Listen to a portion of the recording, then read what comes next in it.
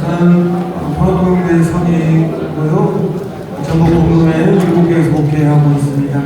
간단히 제 소개를 마치고요. 바로 이어서 사회선교사님이시고 정현 박사님이시고 2026년 한반도 현실과 한국기독교단의 한반도 평화선교의 방향 발제하도록 하겠습니다.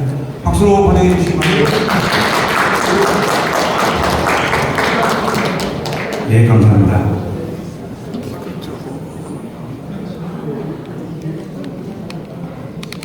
자료 보시면 3페이지입니다.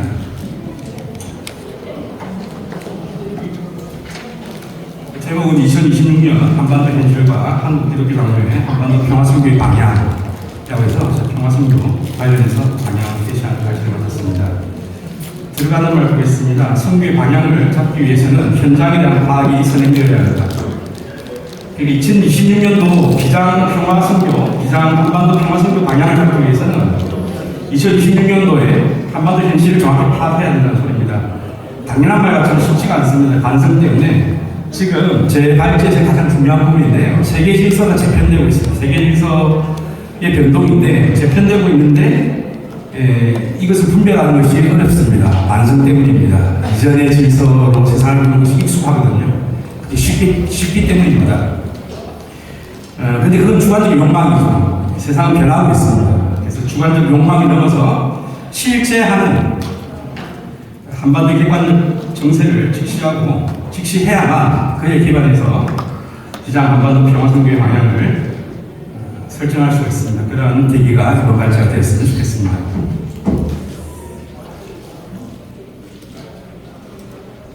첫 번째입니다. 변동하는 세계질서 보시면은 요 절에서 제가 말씀드리는 것은 세계질서가 변동하고 있다 말씀드렸잖아요. 무엇에 있어서 무엇으로 변동하는가 하면은 미국 중심의 1급 패권 질서에서 브릭스 중심의 다극 세계 질서로 변동하고 있다. 1급 중심에서 다극 중심의 다극 세계 질서로 변동하고 있다라고 그렇게 판단하고 있습니다. 브릭스라고 하면 5개 나라잖아요. 이게 브라질, 러시아, 인도, 중국, 남아공 앞글자를 따온 브릭스인데요.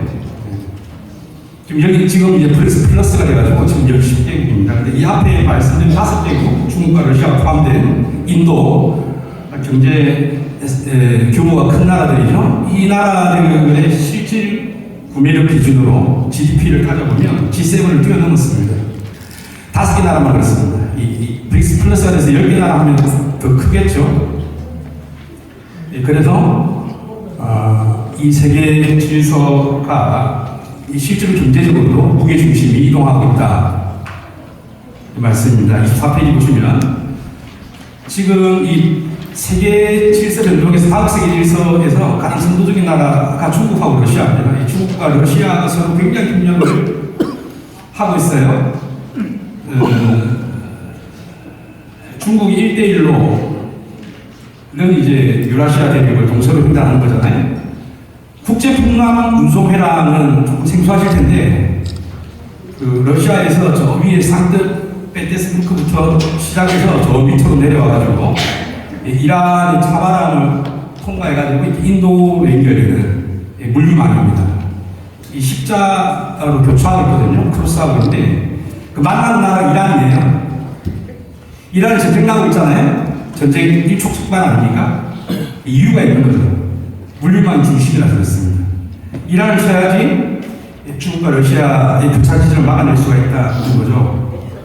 그래서 중국이 주도하는 이 브릭스 말고도 이게 상하이협력기구라고 있습니다. SCO라고 하는데 상하이협력기구는 얘는 경쟁을 하는 게 아니고 정치, 경제, 안보 협의체예요. 그러니까 군사훈련도 합니다. 실질적으로.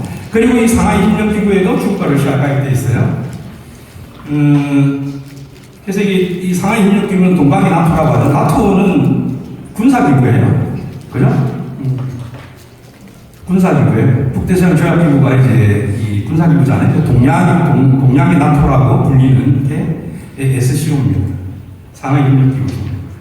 그러니까 이들 나라의 다극 세계 질서를 집중하고 있는 나라들이 그 협력의 범위를 전방위로 경제뿐만이 아니고 군사 안보까지 전방위로 확대하고 있다고 보시면 되겠습니다. 이 다각색 기술을 보시면 재밌는 게 여기 올라탄 나라들 보면은 전통적으로는 사이가 굉장히 나쁜 나라들이 있어요. 뭐 인도, 파키스탄, 뭐 사우디아라비아와 이란, 사실은 이 굉장히 안 좋은 나라 사이가 이지만 이들 나라들이 기꺼이 다각색 일서에 올라타는 이유는 국이기 때문에 국익에 도움이 되기 때문에. 그러니까 외교라는 것은 영원한 적도 없고 영원한 친구도 없다는 거죠. 기본적으로 다각세계 질서에서 이 중심적인 역할을 하는 나라들이 조선하고 러시아하고 중국입니다. 천안문 올라가는 거 보셨죠? 세 개 나라예요. 세 개 나라 나머지 국가 원수들 다 이렇게 그 뒤로 2열, 3열, 4열 이렇게 되어 있잖아요. 그냥 이렇게 그냥 올라가는 거지만 그 외교에서 프로토콜이라고 하는 거는 정확하게 그 의전에 따라가서 움직이는 거예요. 그 세 개 나라들이 조선은 어디에도 안 들어가 있어요. 브릭스에도 안 들어가 있고 SCO에도 아무튼 것도 안 들어가 있는데 왜 생뚱맞게 조선이 왜 다각세계 질서에서 이 중심적 역할을 하냐, 어떤 나라로 보느냐. 이게 다각세계 질서라는 워딩 자체가 처음에 시작했던 것은 2000년에 조선과 러시아 사이에서 우리 조로 공동선언이라고 하고 북에서는 조로 공동 커뮤니케라고 말하는데 거기서 이렇게 나온 워딩이에요, 워딩이. 우리는 2000년 하면 6.15만 알잖아요. 6.15 선언한 거죠. 이렇게 6.15 하고 딱 한 달 뒤에 7월 19일 날 바로 푸틴이 이렇게 평양으로 날아와서 김정일 국방위원장하고 만든 조로공동 커뮤니케에서 조로공동 선언에서 나온 게 다각세계 질서입니다. 25페이지 넘어가볼게요. 이렇게 우크라이나 잠깐 예를 들었는데요. 지금 이제 우크라이나는 러시아 입장에서는 우크라이나의 비납치와 비무장화 중립화를 내고 특수군사작전이라고 해서 이제 시작을 했죠. 근데 이 자체에서 제가 보고 싶은 거는 전쟁 참상이나 인권 문제 이런 부분은 아니고요. 실제로 여기에서 이게 누가 싸우고 있냐는 문제인데 그 다각세계 질서가 왜 생뚱맞게 우크라이나 전이냐라고 하면 지금 이게 러브전이라고 그러잖아요. 러시아가 우크라이나랑 싸운다라고 생각하시잖아요. 근데 이게 미러 전쟁이에요. 미국과 러시아의 전쟁입니다. 정확히 말씀드리면. 전장이 우크라이나예요. 전장이 우크라이나이고, 실제로 그 전쟁의 주체, 전쟁의 수행 주체를 보면 미국과 러시아의 전쟁입니다. 그 미사일 발사 버튼은 걔들이 우크라이나 사람들이 누를 수가 있는데요. 그거 목표물 타겟팅하고 종말 단계까지 유도해가고 하는 것은 다 미국의 위성으로 다 하는 거죠. 그러니까 미국이 밟히면 순식간에 전투 불능 상태로 빠지는 거죠. 그러니까 지금 휴전 협상을 미국과 러시아가 하는 거예요. 전쟁 주체이기 때문에 그렇습니다. 근데 여기서 지금 어떤 일이 일어나고 있냐면은 계속해서 지금 이 나토의 군사력이 갈려나가고 있어요. 나토는 북대서양 전력기구라고 그랬잖아요. 군사 동맹체인데 여기 최고사령관이 미군이에요. 그러니까 이 미국이 주도하는 전쟁에서 계속해서 소모를 강요당하기 때문에 계속해서 유럽이 갈려나가는 거죠. 갈려나가고 지금 이렇게 트럼프 발을 빼려고 하고 그러니까 어쨌든 이 1급 패권 질서 유지한 축에서 파열구만 하고 있다라고 하는 거죠. 그러니까 트럼프가 이제 자기 동노주의 그죠? 도널드 트럼프의 저기 도하고 뭐 이렇게 그 전에 먼노주의 합성어 서방구 웨스트 햄스피어라고 하는 그 서방구에 집중한다는 그 서방구는 남북 아메리카 대륙이에요. 남북 아메리카 대륙. 우리 대륙. 그걸 서방구라고 합니다. 그러니까 남북 아메리카 대륙은 미국이 다 지배하겠다는 거예요. 그러니까 아르헨티나, 베네수엘라 들어가잖아요. 침략하고, 그 다음에 북쪽으로는 뭐 캐나다를 한번 주로 삼겠다. 그 위로 그린랜드 내 나라, 그러니까 아메리카 대륙을 통으로 내가 지배하겠다라고 하는 그 굉장히 강경하게 나오고 그 다음에 이제 그 나머지 유럽과 아시아에 있는 동맹국들은 수탈을 하죠. 지금 동맹국을 수탈하고 덴마크 같은 경우에는 동맹국 중국을 침탈하고 이렇게 하는 이유는 미국이 강대하기 때문에 강대성에서 기인하는 것이 아니고 사실은 절박성에서 기인하고 절박함에서 기인합니다. 이렇게 하다 보니까 이게 미국이 인심을 너무 많이 잃죠. 국제적인 신뢰를 완전히 상실하는 거죠. 헨리 키신저라고 돌아가셨지. 이 사람이 한 말이 미국의 적이 되는 것은 매우 위험하다. 위험하지만 미국의 친구가 되는 것은 치명적이라고 했어요. 이거는 그러니까 이 동맹도 국익에 따라 가지고 언제든 뒤통수를 칠 수 있다는 그런 내용이에요. 그런 내용이고, 그게 눈앞에서 벌어지고 있습니다. 우리나라도 마찬가지죠. 혹자는 5천원 달러라고 하지만 트럼프 자신이 9천원 달러를 받기로 했다는 거 아니에요.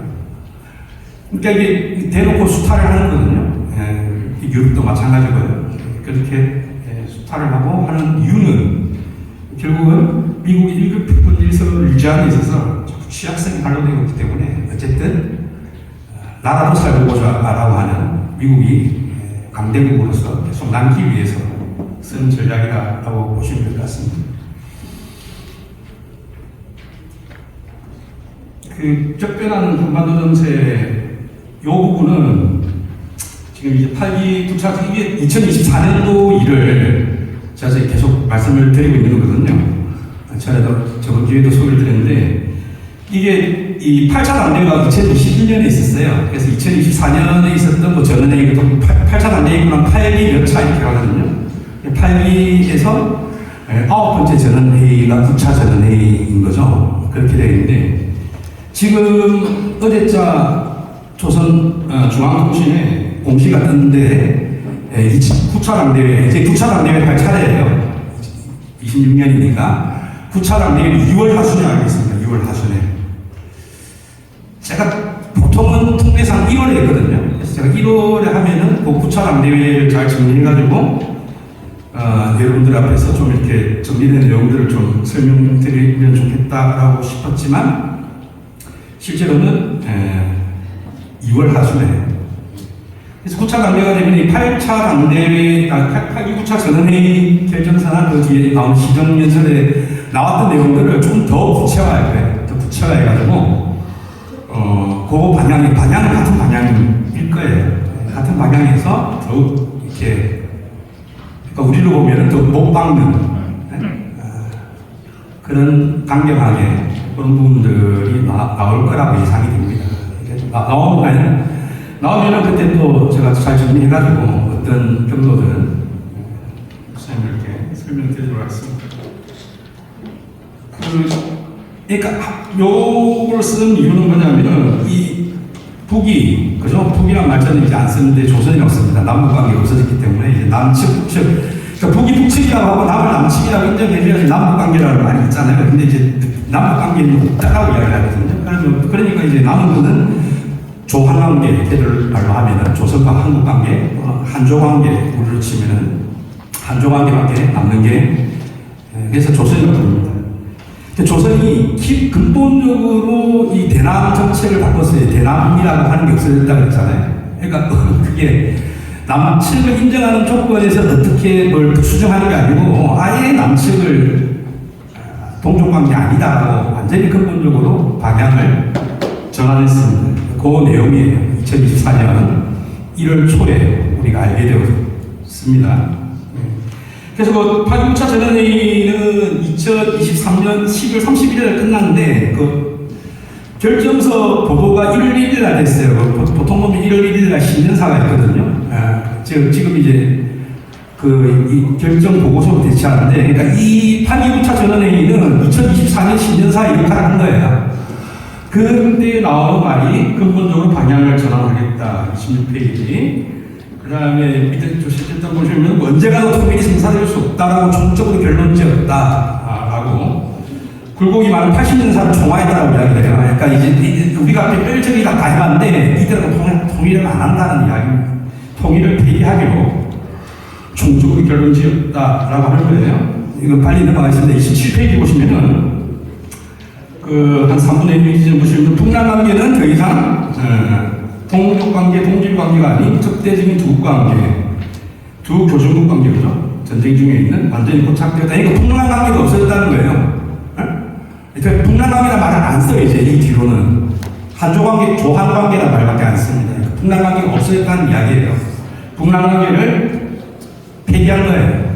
그 현실은 전쟁 중에 있는 두 교전국 관계다라고 조한 간의 관계를 한반도에 있는 두 개의 국가적인 실체인 조선과 한국과의 관계를 전쟁 중에 있는 두 교전국 관계라고 공식화 했습니다. 이거 그 밑에 보시면 전련선에 전련선은 너희는 이제 동포도 아니고 형제자매를 인정하지 않겠다는 거죠.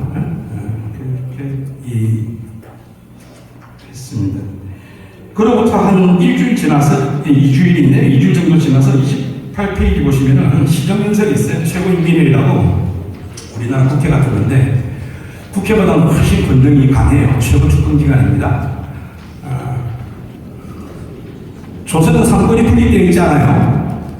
상권 분리되어 있지 않고 모든 그 주권이 한 곳에 집중되어 있는데 그게 최고인민회의. 그 최고인민회의에서 시정연설을 하죠. 그 국무위원장이니까 행정부의 수반이기도 하잖아요. 그러니까 여기 가서 이제 시정연설을 하는 거예요. 인민들 대표 앞에서. 그때 나와서 한 말이 이거예요. 그 중간에 딱 중간 보시면 통일의 길을 함께 갈 수 없다는 거예요. 동족의식이 거세대 대한민국 것들과는 민족 중흥의 통일의 길을 함께 갈 수 없다. 그리고 동족관계, 동질관계 아닌 완전한 두 교조적 관계다. 다시 한번 이렇게 재강조를 하는 거죠. 그죠? 앞에 있는 땅의 이 부분 이야기한 거고, 여기에서는, 조선민주주의 민공화국의 최고 주권 기관이잖아요. 그러니까 공화국의 이름으로 한 번 더 못을 박는 거죠. 박아놨어. 읽어보시면 될 것 같고요. 30페이지 보시면은, 그러는 그 시정연설이 뭐라 하냐면은, 우리 인민들의 제일 위에 보시면 정치, 사상 생활과 정치, 문화 생활 능력에서도 어떻게 한다고 대한민국을 철두철미 제1의 특대국으로 불변의 주적으로 확보의 관점으로 교육, 교양 사업을 강화한다는 것을 해당 조문에 명기된 이 해당 조문이 헌법 개정을 이렇게 해야 된다는 이야기예요. 그 헌법에다가 대한민국은 제1의 적대국이고 불변의 지적이라는 걸 헌법 조문에 박아넣겠다는 거예요. 박아넣자는 이야기예요. 9차 당대회 이걸 말이라고 했잖아요.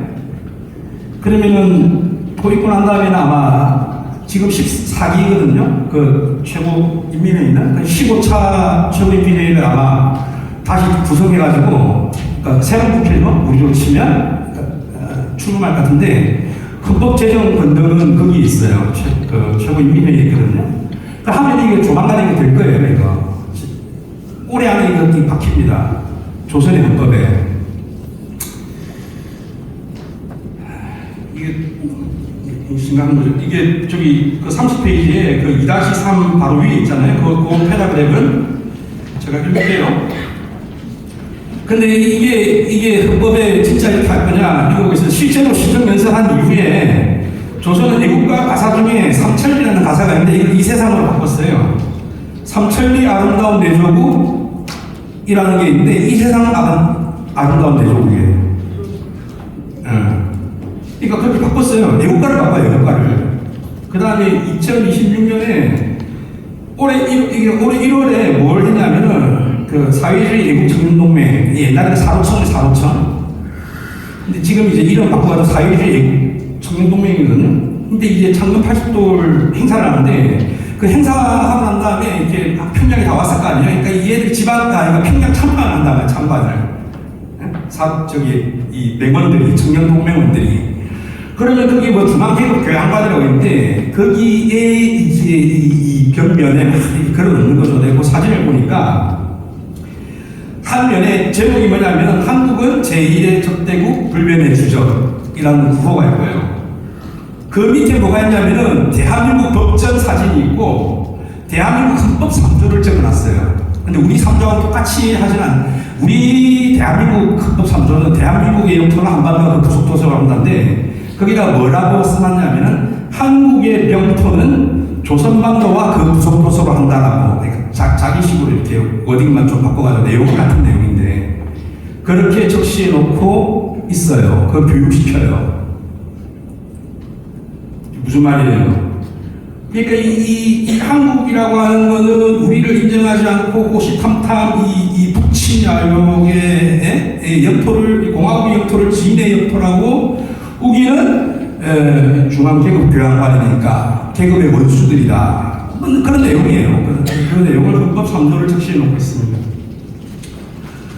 적대적 주국과 관계를 지금 이렇게 제가 말씀을 드렸잖아요. 그러니까 이제 남북관계 없다는 거예요. 한조 관계만 남아있어요. 북에서도 이제 동남관계란 말 안 써요. 조한관계란 말, 조한이라고 씁니다. 한조 관계만 남았는데 이게 적대적 두국가예요. 적대적 두국가 관계라고 되어 있는 거죠. 근데 여기에서 이걸 이해를 잘 못해요. 관성 때문에. 대한민국에서 전문가들도 정치인들도 무슨 말인지 잘 모르겠다는 거예요. 80년 동안 이렇게 우리 통일은 우리의 소원 막 이러다 갑자기 이렇게 나오니까 편향이 세 가지가 있어요. 32페이지 보겠습니다. 그 위에 저기 작품의 한조관계 편향들 첫째는 뭐냐면은 첫 번째 편향은 김정은이가 마음 바꾸면 되지. 김정은이가 마음 바꾸면 되는 거예요. 그게 첫 번째 편향이에요. 뭐냐면 적대적 두국가 뭐 걔가 삐졌겠지 뭘 젊은이가 그럴 수도 있지. 일시적인 것으로 보고 좀 이따가 이거 화가 누구로 떨어지고 나면은 지도 이제 반성하겠지. 그럴 거야. 이게 조선노동당이 뭔지도 모르고 그러니까 이게 조선의 수령이거든요. 수령이라고 하는 제도, 수령이 어떤 그 사회에서 그게 어떤 역할을 하는지를 잘 몰라서 그런 거예요. 그 노선 변화가 그렇게 금방금방 이렇게 바뀌면은 그건 번복이죠, 번복. 근데 이제 그 수령은 그렇게 할 수 있는 존재가 아니에요. 조선노동당이 그렇게 하면은 그건 있을 수가 없어요. 그렇게 하면 안 되거든요. 그러니까 안 되게 되어 있어요, 자기들이. 그러니까 그거는 안 되는 거예요. 그렇게 말씀하시는 분들의 마음은 알겠어요. 마음은 알겠는데 그렇게 되지 않습니다. 둘째는 뭐냐면은 이재명 대통령이 잘하겠지 이게요. 두 번째 편향은 뭐냐면은 대한민국이 풀면 되지예요. 빠진 구멍이나 찾아가지고 열심히 하겠다는데 그러면 되겠지. 라고 하는 거는 제가 망상이 왔었어요. 왜 그러냐면은 이게 일단은 뭐 이것저것 떠나가지고 군사적인 이게 정치 작전권이 없는데 어떤 관계를 풀어내고 적대적인 관계는 군사적으로 교정국 관계라는 말이잖아요. 근데 자기 군사 전쟁 개시권이 없단 말이에요 우리가. 그러니까 그게 그렇게 되지가 않아요. 셋째는 뭐냐면은 트럼프가 하면 되겠지예요. 그 세 번째예요 그게. 이게 뭐냐면 조미관계가 조미 정상회담이 돼가지고 트럼프가 풀면 그래 대한민국은 못 풀어도 트럼프가 풀면 되지. 그러면 트럼프가 피스메이커하고 우리는 페이스메이커하면 될 거 아니야. 트럼프가 하면 되겠다라고 하는데 그게 안 돼요. 그건 무망하다라고 생각하는데 소망이 없어요. 트럼프와의 아까 제가 말씀드렸잖아요. 소프트 파워를 완전히 잃어버렸다고. 그러니까 약속을 안 지키는 뒤로 그러니까 약속을 안 지키는 나라가 되었어요. 그러니까 미국이 말하는 무슨 가치, 기독교적 가치, 뭐 자유민주주의, 무슨 뭐 정의 이런 거 아무도 안 믿어요. 세계인들이 안 믿어요. 그러니까 그런 협상력을 상실했어요. 트럼프하고 약속할 이유가 없는 거예요. 막 앉아가지고 그러니까 어떤 약속을 하더라도 그 약속을 지키지 않을 대상하고 왜 우리가 앉아가지고 이야기를 하겠습니까? 똑같은 거예요. 그래서 이거는 셋 다 안 되는 거예요. 그러니까 그렇습니다.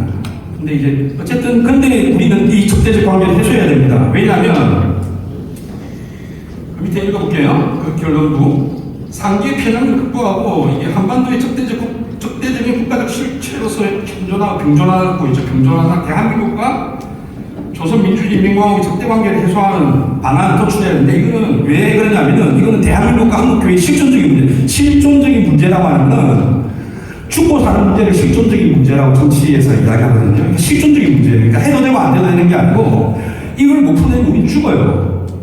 그러니까 반드시 풀어야 되는 거예요. 그 실존적인 문제라고 표현합니다. 실존적인 과제예요, 이거는. 이거 무조건 해야 되는 거예요, 이거는. 그러니까 적대적 두국관계를 많이 헷갈려 하시는 분들이 임종석 아마 그런 생각을 하신 것 같은데, 아니, 그러니까 뭐냐면은 이 두 국가로 공존하면 된다는, 두 국가 공존론하고 적대적인 두 국가 관계로는 전혀 달라요. 그러니까 적대적인 두 국가론은 뭐냐면은 필연적으로 전쟁을 할 수밖에 없는 관계라는 게 적대적인 두 국가 관계예요. 아니, 두 국가로 그냥 그래, 두 국가를 해가지고 그냥 그래, 평화롭게 지내면 되지, 관리하면 되겠지, 매니지먼트 하면 되겠지라고 하는 거, 그거 아니라니까요. 그런 평화롭게 공존하는 두 국가 관계라고 조선이 그렇게 생각하지 않아요. 적대적인 두 국가 관계는 필연적으로 전쟁을 할 수밖에 없는 그런 관계, 교전 중인, 전쟁 중이잖아요. 전쟁 중인 나라이다라고 말씀입니다. 그 한반도 평화와 한국 경제 장벽이 말씀을 드렸는데, 기장과 통일, 성경부 통일, 기장 통일 성비를 많이 했잖아요. 그 이유가 뭐냐면은 한반도의 평화, 그다음에 실존적인 문제, 이 남과 북의 민족이 공멸하지 않고 살아나갈 수 있는 길이라고 하는 통일밖에 없었어요. 통일만이 유일하게 이 한반도의 평화를 이룩할 수 있는 길이었어요. 왜냐하면 그 통일이라고 하는 게 남과 북이 공의합의한 평화의 경로예요. 그렇기 때문에 통일을 노래한 겁니다. 근데 문제는 일방이 통일을 폐기했단 말이에요. 폐기했어요, 이제. 그러면은 통일은 상방이 해야 되는 거기 때문에 한쪽에서 폐기하면 폐기가 되는 거예요. 그래서 우리 새로운 길을 찾아야 됩니다. 통일이 아닌 새로운 길을 찾아야 돼요. 그리고 이 통일이라고 하는 것을 적은 이유는 뭐냐면, 니들이 이때까지 80년 동안 이야기해온 통일은 흡수 통일이라고 하는 내용이거든요. 그리고 그 근거가 뭐냐면 헌법 3조예요, 헌법 3조. 87년 체제를 만든 육공화국을 탄생시킨 87년 헌법의 3조 대한민국 영토조항, 그게 결국 그게 뭐냐면 그것 또한 우리 조선을 국가를 실체로 인정하지 않고 우리 영토를 먹어치우려고 하는 침략적인 야욕을 품고 있는 조항이 아니냐. 그러니까 네가 말하는 통일은 전부 네가 먹는 통일, 흡수 통일이 그런 통일 아니냐라고 하는 거예요. 그러니까 기장은 그렇지 않습니다라고 말하기 되게 힘든 거예요. 헌법 3조가 그렇게 되어 있고, 헌법 4조가 헌법 3조에서 규율이 돼가지고 자유민주주의적인 질서로 통일하겠다는 게 그 통일이거든, 흡수 통일이죠. 기장의 통일은 그렇지 않습니다라고 이야기한 게, 이게 왜냐하면 우리도 헌법의 규율을 받기 때문이에요. 평화성교 말씀드릴게요. 그래서 통일이 폐기된 조건에서는 그러면 이제 이 평화의 길을 찾아야 되는데, 그러니까 평화가 목적인 거예요. 평화 목적이죠. 통일은 하나의 수단이에요. 그 한반도의 평화를 꿈꾸기 위한 길이 통일밖에 없었기 때문에 우리 통일을 노래한 거니까, 우리가 하려고 하는 것은 그러니까 평화를 이루어내야 된다는 뜻입니다. 그래서 그리고 이 평화라고 하는 부평 가치예요. 근데 통일은 분단된 상황에서만 발생하는 가치잖아요. 특수한 가치고. 어쨌든 보편적인 가치, 평화, 그 다음에 목적을 말하는 평화를 이루어야 된다는 이야기입니다. 제가 발제의 시간을 5분만 좀 더 쓰겠습니다. 제가 시간 조절을 조금 실패해가지고 5분만 더 쓰겠습니다. 5분 안에 끝낼게요. 기장과 한조수교 이야기, 이게 제가 주장하고 있는데, 통상적으로 두 교전국이 정상국가 간의 관계를 맺는 게, 그게 뭐냐면은, 그게 수교예요, 수교. 그러니까 다 그랬어요, 역사적으로.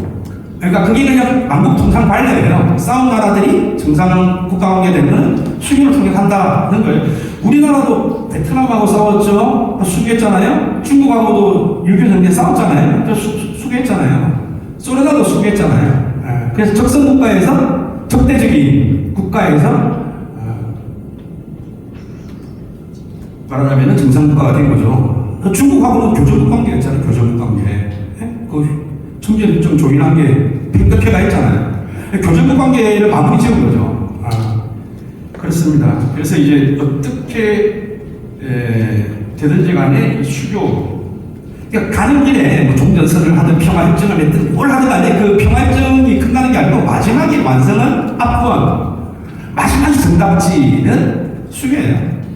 그러니까 결국은 수교로 가야만 해요. 한반도 평화를 위해서는 실존적인 과제예요. 그러니까 이 수교를 성취하는 이야기는 기장의 수교의 깃발을 들자는 이야기입니다. 수교의 깃발을 들자. 그러면 어떻게 해야 되냐? 실천 과제에 보시면은 이 셋째를 보시면은 이거 헌법을 바꿔야 돼요. 헌법 3조 말씀드렸잖아요. 지금 중앙기독 교양반에서 이야기하고 있는 대한민국의 영토를 한반도와 그 부속도서로 하고 있는 헌법 3조를 놔두고서는 그게 전쟁 헌법이에요. 그걸 아직 미수목적으로 간주하는 거잖아요. 전쟁 안 끝났으니까 먹자는 이야기잖아요. 이거 바꿔야 돼요. 그럼 개헌을 하게 되면 어떻게 돼? 침공하고 수립되는 겁니다. 그죠? 헌법이 바뀌면은 공화국이 이런 이제 바뀌죠. 지금 우리 육공화국이잖아요. 87년 체제. 그러니까 헌법을 전쟁 헌법을 평화헌법으로 바꾸고 7공화국을 만들어야 돼요. 7공화국을 수립하자는 거예요. 7공화국 개헌하고 7공화국 만들자는 이야기 누가 할 수 있을 것 같습니까? 대한민국에서 못합니다. 아무도. 정치권이 할 수 있을 것 같으세요? 어느 당이요? 안 됩니다. 그 깃발 못 들어요. 누구도 못 듭니다. 대한민국에서 개헌하고 7공화국 수립합시다라고 하는 깃발을 들 수 있는 것은 종교계 중에서도 개신교계 중에서도 기장밖에 없어요. 이 깃발 누가 듭니까? 근데 이 깃발을 들어야지 우리의 실존적인 과제인 한반도 평화를 이뤄낼 수 있다. 이런 내용입니다. 그 평화통일 원료기도의 3, 4페이지는 한번 제가 같이 고민해 보시자는 내용이에요.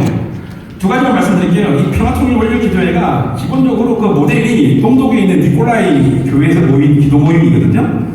근데 문제가 뭐냐면은 이 조선에서는 이 통독을 흡수통일로 봐요. 서독이 동독을 먹었다고 봐요. 그러니까 그렇게 저주로운 흡수통일의 대명사인 통독 과정에서 역할을 한 니콜라이 교회에서의 그 기도회라고 우리가 굳이 그렇게 해야 될까? 그리고 왜만 불리지 않겠나? 억울한 일이죠. 우리는 진짜 통일을 바라는데 조선에서는 그걸 계속 흡수통일 기도회로 보니까 우리로서는 굉장히 억울한 일이지만 근데 어쨌든 그렇게 판단하고 있다니까 우리가 어떻게 해야 될까?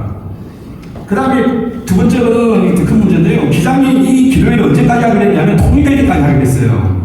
이제 말씀드렸잖아요. 통일이 안 된다고. 성취가 불가능한 거예요. 그러니까 단독 통일이라는 말은 없는 거예요. 상방이 통일하는 건데 단독 과제가 아니거든요. 다 일반이 폐지했는데 그러니까 이 통일을 위해서 기도하는데 통일이 안 될 걸 알면서 기도하는 게 고약한 일이에요. 이게 우리가. 그렇잖아요.